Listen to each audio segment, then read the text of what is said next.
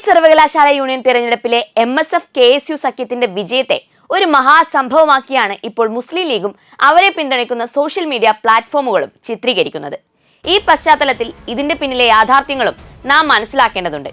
മലപ്പുറം, തൃശൂർ, പാലക്കാട്, കോഴിക്കോട്, വയനാട് ജില്ലകളിൽ നിന്നുള്ള 326 കോളേജുകളിൽ നിന്നായി 514 കൗൺസിലർമാരാണ് ആകെയുള്ളത്. ഇതിൽ മലപ്പുറം ജില്ലയിൽ നിന്ന് മാത്രമുള്ളത് 180 കൗൺസിലർമാരാണ് എന്നതും നാം മനസ്സിലാക്കണം. 100-ൽ താഴെ കുട്ടികളുള്ള കോളേജുകൾ 34 എണ്ണമാണുള്ളത്. 79 കോളേജുകളിലാകട്ടെ 500-ൽ താഴെ കുട്ടികളാണുള്ളത്.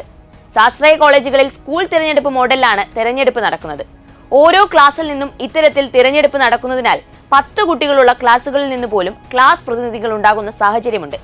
ഇവരാണ് പിന്നീട് സർവകലാശാല കൗൺസിലർമാരെ തിരഞ്ഞെടുക്കുന്നത്.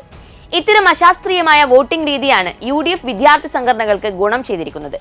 സ്വാശ്രയ കോളേജുകളിൽ നിന്നുള്ള കൗൺസിലർമാരുടെ കരുത്തിലാണ് MSF നേട്ടമുണ്ടാക്കിയിരിക്കുന്നത്. MSFന് ലഭിച്ച 232 സർവകലാശാല കൗൺസിലർമാരിൽ ബഹുഭൂരിപക്ഷവും മലപ്പുറം ജില്ലയിലെ ക്യാമ്പസുകളിൽ നിന്നും ലഭിച്ചതാണ്. KSUവിന് 55 കൗൺസിലർമാരാണ് ആകെയുള്ളത്. സഖ്യമായി മത്സരിച്ച് വിജയിച്ച ശേഷം KSUവുമായി തർക്കിച്ചാണ് ചെയർമാൻ സ്ഥാനവും ജനറൽ സെക്രട്ടറി സ്ഥാനവും ഉൾപ്പെടെ സർവകലാശാലയിലെ ജനറൽ സീറ്റുകളിൽ MSF മത്സരിച്ചിരുന്നത്.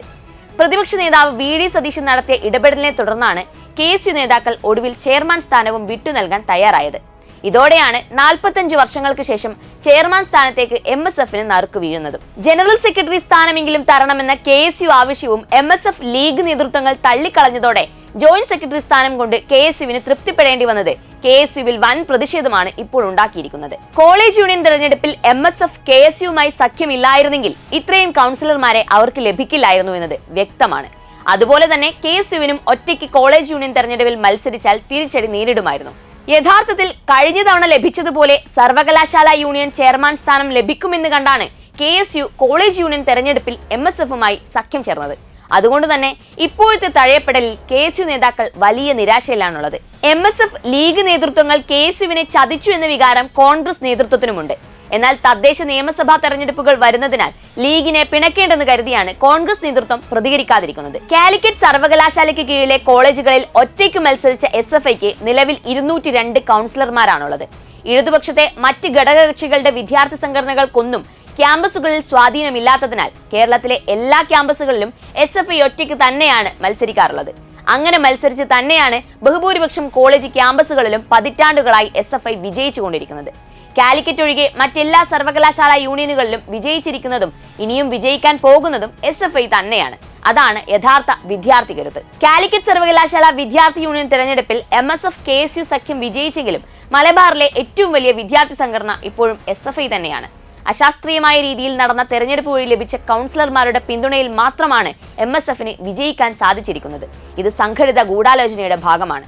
അതെന്തായാലും ഈ ഘട്ടത്തിൽ ചൂണ്ടിക്കാട്ടാതിരിക്കാൻ കഴിയുകയുമില്ല.